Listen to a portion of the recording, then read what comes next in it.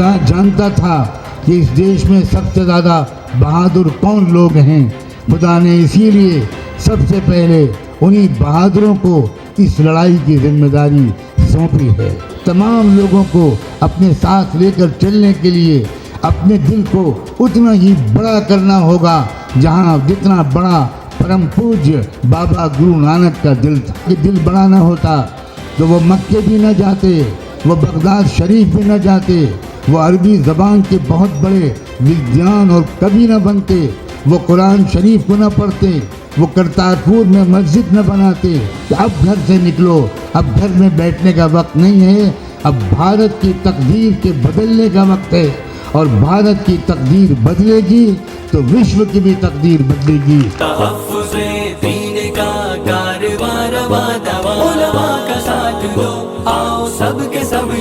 किसान आंदोलन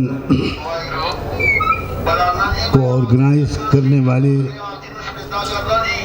तमाम जत्थेदार साथियों, बुजुर्गों, भाइयों, बहनों, नौजवानों,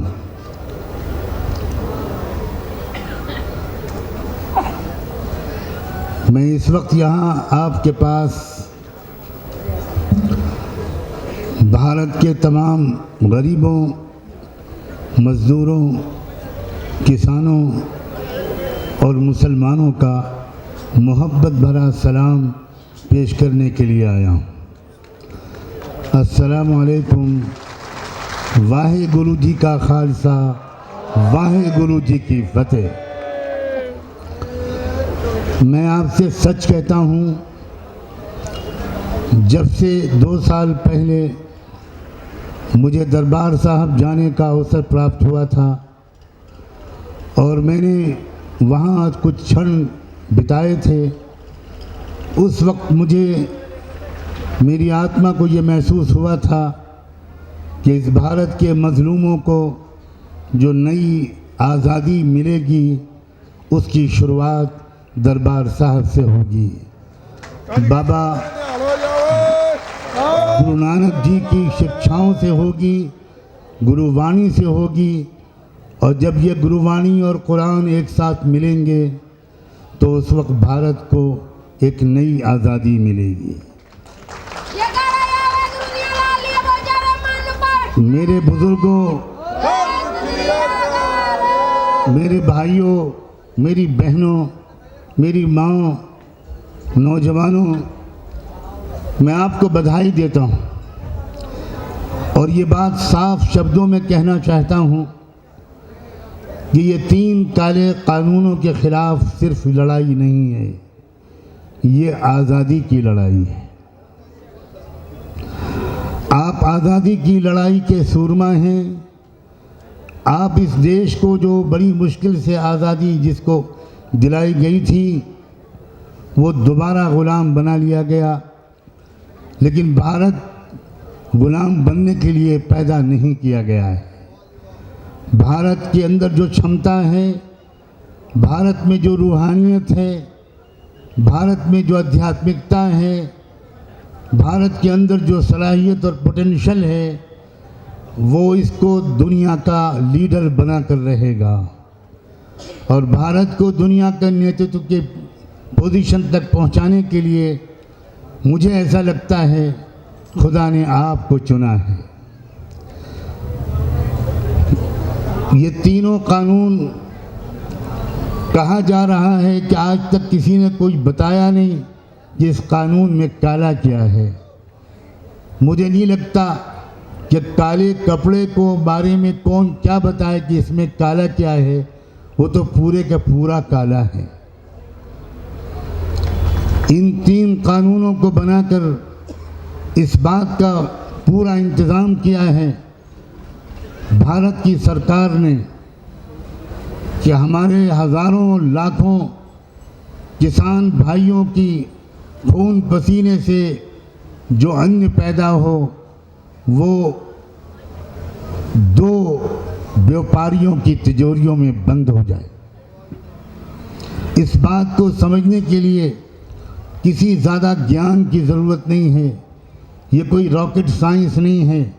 जब आपने ये कानून बना दिया कि अब आप एसेंशियल कमोडिटीज़ एक्ट को ख़त्म कर रहे हैं और भंडारा करने की इजाज़त दे रहे हैं कि व्यापारी जितना चाहे अपने गोदामों के अंदर गल्ले को स्टॉक कर ले, और जब देशवासी ये देख रहे हैं कि इस कानून के बनने और बनाने से पहले 2 साल पहले से देश में अडानी के गल्ले के भंडार जो लाखों टन गल्ला इकट्ठा कर सकते हैं वो बन के तैयार हो गए, तो क्या आपने हम देशवासियों को मूर्ख समझ रखा?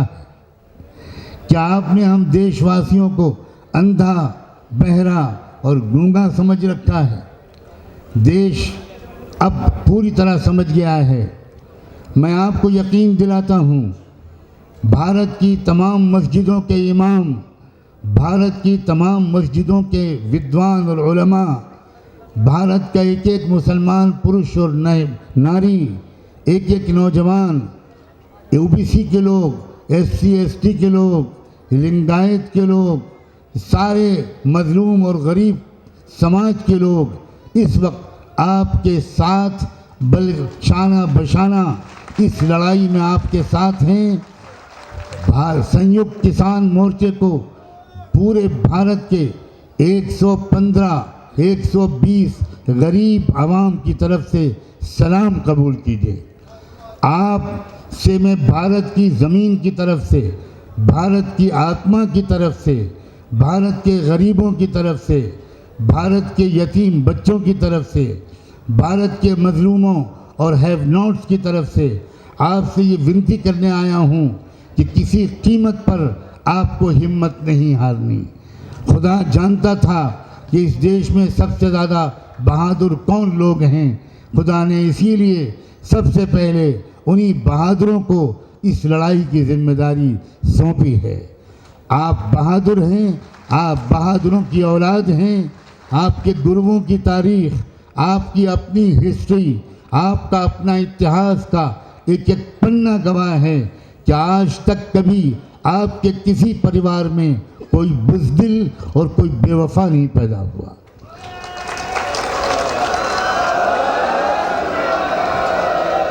आप मन के सच्चे लोग हैं और आप अपनी बात के पक्के लोग हैं। या तो आप कोई वचन नहीं देते, या तो आप कोई वादा नहीं करते, जो कुछ कहना हो वो साफ साफ कहते हैं।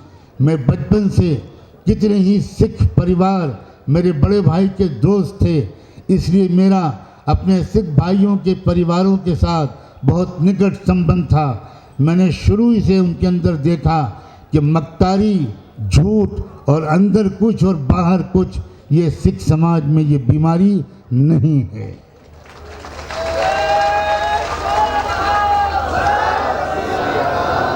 मैं खुदा से प्रार्थना करता हूँ कि मेरी तरफ से और आप सब की तरफ से वो 200 से ज़्यादा जो बुज़ुर्ग और भाई यहाँ शहीद हुए, जिन्होंने अपनी शहादत पेश की, जिन्होंने अपने प्राण निछावर किए, जिन्होंने अपनी जान दे दी सच्चाई की लड़ाई में, गरीबों की तर्जुमानी में, उन सब को हम सब की तरफ से सलाम पहुँचे।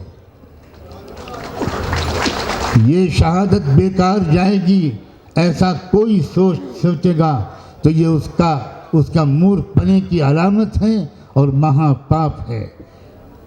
हजारों साल नरगिस अपनी बेनूरी पे रोती है, हजारों साल नरगिस अपनी बेनूरी पे रोती है।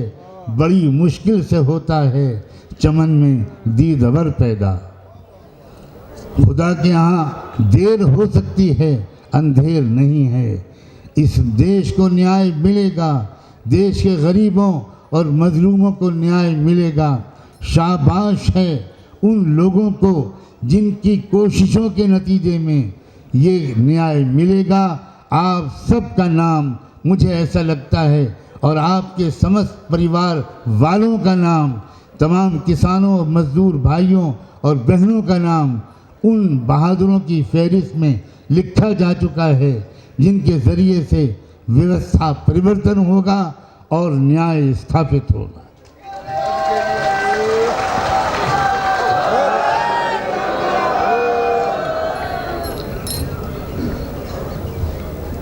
आप अच्छी तरह जानते हैं मैं YouTube के माध्यम से रोज़ाना आपके साथ शरीक होता था। अपने बहुत बिजी शेड्यूल के बावजूद और अपने स्वास्थ्य की खराबी के बावजूद मैं शायद ही पिछले 2.5-3 महीने में कोई एक दिन ऐसा गया हो जिसमें मैंने सोशल मीडिया के माध्यम से सिंगापुर हाज़िरी न दी हो, गाज़ीपुर हाज़िरी न दी हो। मैं इस बात को भी बहुत गंभीरता के से वॉच करता रहा हूँ कि आपके दरमियान आपस में फूट डालने की भी कोशिश की जा रही है।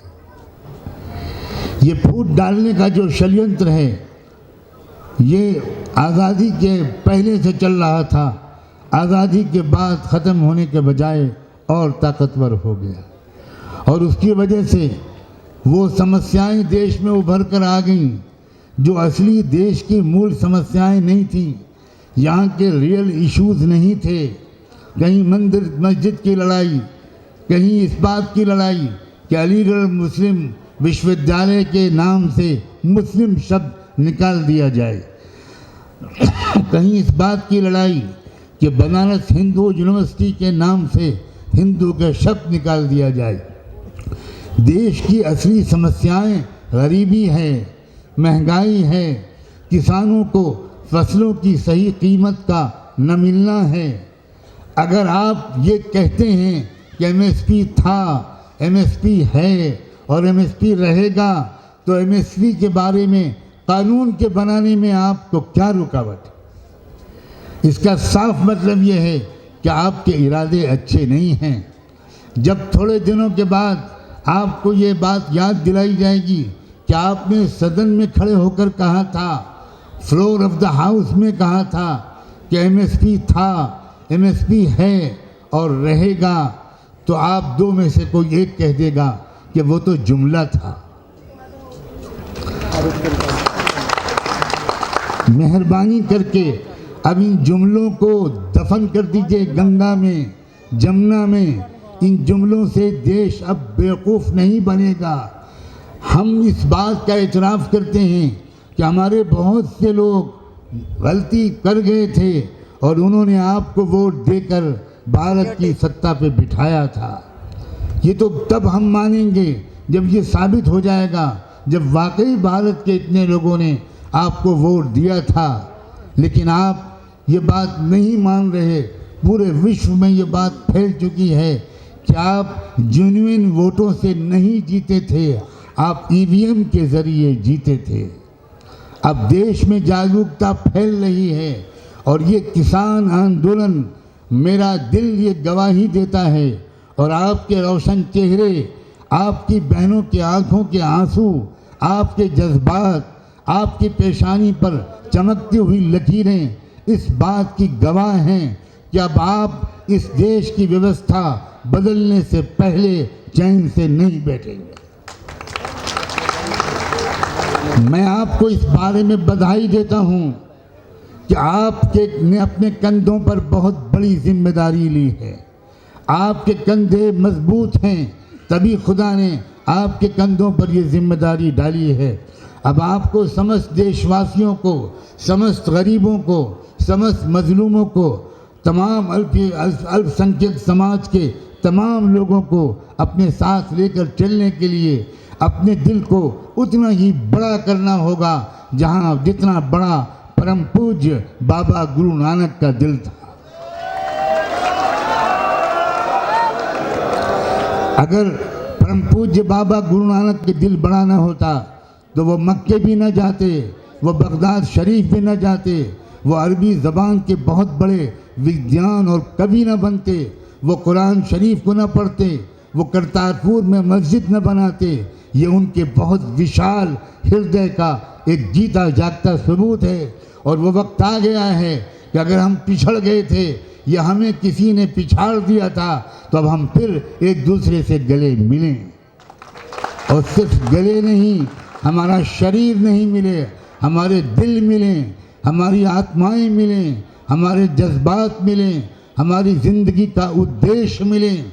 ये भारत वो देश है जिस देश में उस पहले इंसान आदि मानव हजरत आदम को जब स्वर्ग में पैदा करके उस मालिक ने इस देश इस ज़मीन पर उतारने का फैसला किया था, तो इसी भारत देश को चुना था उस पहले इंसान को उतारने के लिए।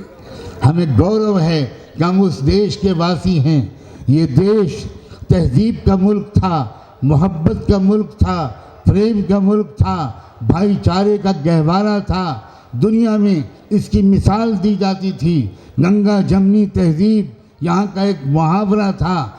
लेकिन थोड़े से लोग जो कैरेक्टर के अच्छे लोग नहीं हैं, जो लुटेरे और चोरों की मानसिकता रखते हैं, जिन्होंने इस देश के लोगों को आपस में लड़ाकर और इस देश की सत्ता पर कब्जा कर लिया, और वो ये समझ रहे हैं कि वो हमेशा इस सत्ता पर काबिज रहेंगे। याद रहें, वो लोग बड़े से बड़े तानाशाह गुजर चुके हैं। आज उन तानाशाहों को कोई याद भी नहीं करता। मुझे नहीं लगता वो दिन बहुत दूर है जब भारत के इस समय के तानाशाह भी अपने अंजाम को पहुंचेंगे। शायद हमारे जत्थेदार बुजुर्गों को और शायद आप जैसे उनके वफादार सिपाहियों और समर्थकों को खुद एहसास पूरा शायद न हो कि देश में, पूरे देश में, कश्मीर से कन्याकुमारी तक आपके इस आंदोलन ने उम्मीद की कैसी नई शमा रोशन की है और उम्मीद की कैसी रोशनी बहाल कर दी है। हम जैसे कार्यकर्ता लोग जो 25, 30, 40 साल से इस देश की व्यवस्था परिवर्तन के लिए कोशिश कर रहे हैं, और बामसेफ के मंच से, बहुजन क्रांति मोर्चे के मंच से, भारतीय क्रांति मोर्चे के मंच से, और न जाने कितनी ऑफशूट ऑर्गेनाइजेशंस के मंच से, महिलाओं के संगठनों के मंच से इस बात की कोशिश कर रहे थे। लेकिन हमें लग रहा था कि जागरूकता पैदा नहीं हो पा रही। जितनी बड़ी मिकदार में जागरूकता पैदा होनी चाहिए और इश्यूज और प्रॉब्लम्स और चैलेंजेस और जो चुनौतियां हैं उनकी गंभीरता के बारे में जो एहसास और जो सीरियसनेस का एक फीलिंग देश के अंदर जाना चाहिए था, वो नहीं हो पा रहा। लेकिन मेहनत करने वाले मेहनत करने से चूके नहीं। और क्या किया उस मालिक ने जिस पर हमारी और आपकी सबकी आस्था है। हम और आप सब एक को मानने वाले हैं, एकेश्वरवाद को मानने वाले हैं। हमारी आपकी आस्था है कि उस एक ने ही इस देश की सत्ता पर काबिज लोगों की जो बुद्धि थी, थोड़ी बहुत अगर थी, तो उसको भी कहीं पर गिरवी रखवा दिया और उन पर ऐसी मूर्खता सवार हुई कि उन्होंने महामारी के दौरान राज्यसभा में वोटिंग कराए बगैर इन काले कानूनों को पास करा दिया। और ये काले कानूनों को पास कराने ही के नतीजे में आज हम और आप यहाँ बैठे। ये भी समझ लीजिए कि बार बार ऐसा होता है, रोशनी जो निकलती है वो अंधेरे के पेट से निकलती है। देखने वाले दो तरह के होते हैं। कुछ लोग अंधेरों को देखकर डर जाते हैं और घबरा जाते हैं और ये कहने लगते हैं कि अंधेरा बहुत फैल गया, अब तो हाथ सुझाई नहीं दे रहा, अब क्या होगा, अब कैसे चलेंगे, अब अपनी मूल्य आवश्यकताएं कैसे पूरी करेंगे। लेकिन उसी अंधेरे को देखने वाले दूसरे किस्म के ऐसे लोग भी होते हैं जो ये कहते हैं कि अंधेरों की शिद्दत इस बात की अलामत है कि अब सुबह रोशन करीब है, अब सुबह करीब है। याद रखें, जुल्म को बढ़ता हुआ देखने वाले दो तरह के लोग होते हैं। जो लोग इस जुल्म को और अन्याय को देखते हैं वो दो तरह के होते हैं। कुछ लोग वो होते हैं जो समझते हैं कि अरे अब तो बहुत जुल्म हो रहा है, अब देश में गरीबों का क्या होगा, मजलूमों का क्या होगा, किसानों का क्या होगा, मजदूरों का क्या होगा। लेकिन दूसरे किस्म के ऐसे लोग भी होते हैं जो ये समझते हैं कि जब बढ़ रहा है तो ये इस बात की अलामत है कि अब इंसाफ का दौर करीब है, अब न्याय की सुबह करीब है। और इस बात की अलामत ये मंच है और आप सब हैं। अगर आपने ये हिम्मत न की होती, अगर आपने ये फैसला न किया होता, अगर हमारे जत्थेदार साथियों ने, बुजुर्गों ने ये ज़बरदस्त फैसला न किया होता कि इनफ इज़ इनफ, बहुत हो चुका, अब हमको बाहर निकलना होगा, अब हमको सड़कों पर आना होगा, अब हमको दिल्ली में रामलीला ग्राउंड तक जाना होगा, अब हमको घेराव करना होगा, हमको आवाज़ बुलंद करनी होगी। अगर आपने ये पहल न की होती तो हो सकता है अभी रात का अंधेरा और बहुत दूर तक चलता, लेकिन आपकी पहल ने लोगों के दिलों में ये उम्मीद पैदा कर दी है कि अंधेरा अब उसकी उम्र घट रही है और रोशनी के दिन करीब आ रहे हैं। मैं आपके इस मंच से तमाम जाट भाइयों और बहनों को भी ये संदेश देना चाहता हूँ कि जाट भी एक बहादुर कौम का नाम है।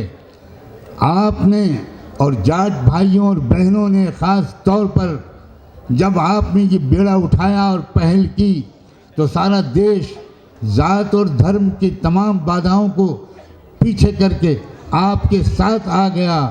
इसलिए आप इस बारे में चौकन्ना रहिएगा। ये तो मैं अपनी तसल्ली के लिए कह रहा हूँ, वरना मुझे आपकी समझदारी पर, आपके विजनरी अप्रोच पर, आपकी इंटेलेक्चुअल कैपेसिटी पर इतना भरोसा और विश्वास है कि आप खुद चौकन्ना रहेंगे। लेकिन मैं ये समझता हूँ कि मैं एक नेक काम करके जाऊँगा अगर आपसे ये रिक्वेस्ट करके जाऊँ, ये विनती और ये निवेदन करके जाऊँ, बल्कि ये प्रार्थना करके जाऊँ कि किसी कीमत पर जाट और सिख और ये पंच किसान एकता को कभी कोई दरार न पड़ने दीजिएगा।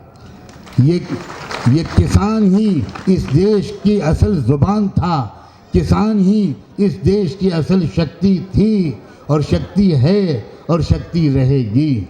इसलिए आप अब सबको अपने साथ लगाए रखिए, खूब चौकन्ना रखिए कि जो दुश्मन है वो हर कीमत पर हमारी सफ़ों में दरार पैदा करने की कोशिश करेगा। मैं मुस्लिम समाज की तरफ से पूरी जिम्मेदारी के साथ आपको यकीन दिलाता हूँ कि देश के 25-30 करोड़ मुसलमान, जैसा कि अभी हमारे साथियों ने बार बार आपको बताया, वो सब आपके साथ खड़े हैं, वो सब आपके पीछे खड़े हैं। हम कोई नमाज ऐसी नहीं होती जिसमें आपकी कामयाबी के लिए दुआ न करते हों। जगह जगह दुआएं हो रही हैं, जगह जगह मस्जिदों में, दरगाहों में उस मालिक से गिड़गिड़ा कर लोग दुआ भी कर रहे हैं। नौजवान आपके साथ हैं, यूनिवर्सिटी के स्टूडेंट्स, लड़के और लड़कियां आपके साथ हैं। और क्या अच्छा हो कि पूरे देश में भी आपके कुछ प्रतिनिधि पूरे देश का दौरा करें। मैं जहां जहां आपका इस्तकबाल कर सकूंगा खुद करूंगा, वरना हज़ारों लोग आपको अपने इस्तकबाल के लिए तैयार मिलेंगे। मैं ज़्यादा समय आपका नहीं लेना चाहता। मैं आप सबकी हिम्मतों को सलाम करते हुए आपसे इजाज़त चाहता हूँ और अपने थोड़े से कमज़ोर और बीमार जो मेरी सेहत का हाल है उसके लिए दुआ की भी प्रार्थना करता हूँ। मेरा दिल चाहता है कि पूरे देश में इस आंदोलन की आवाज़ लेकर एक एक गांव में मैं खुद जाऊं, हर दरवाजे पर फ़कीरों की तरह दस्तक दूं कि अब घर से निकलो, अब घर में बैठने का वक्त नहीं है, अब भारत की तकदीर के बदलने का वक्त है। और भारत की तकदीर बदलेगी तो विश्व की भी तकदीर बदलेगी। इन उम्मीदों के साथ मैं आप सबकी मोहब्बतों का बहुत शुक्रिया अदा करके आपसे इजाज़त चाहता हूँ, आपसे रुखसत होता हूँ। अभी हमको फ़ौरन नमाज भी पढ़नी है। एक बार फिर मैं आपको सलाम करता हूँ। वाहे गुरु जी का खालसा, वाहे गुरु जी के फतेह। बहुत बहुत शुक्रिया, बहुत बहुत शुक्रिया।